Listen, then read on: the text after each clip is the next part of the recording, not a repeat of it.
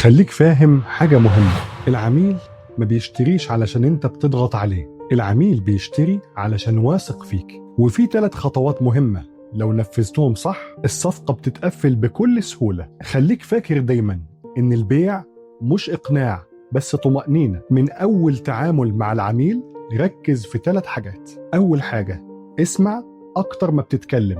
خلي العميل يحكي مشكلته، يحكي توقعاته وحدوده. اللي بيسمع صح بيفهم، واللي بيفهم بيبيع أسهل. تاني حاجة، أكد للعميل اللي انت فهمته. قل له اللي انت فهمته منه انت محتاج 1 2 3 ومشكلتك الأساسية هي كده وكده.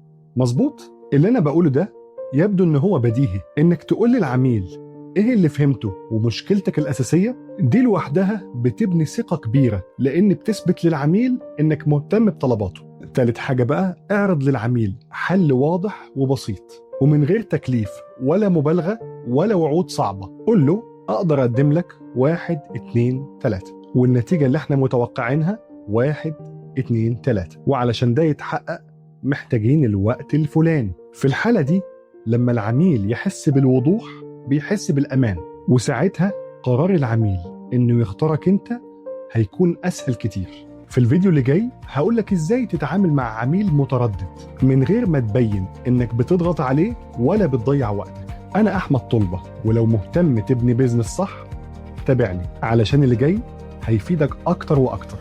بالتوفيق.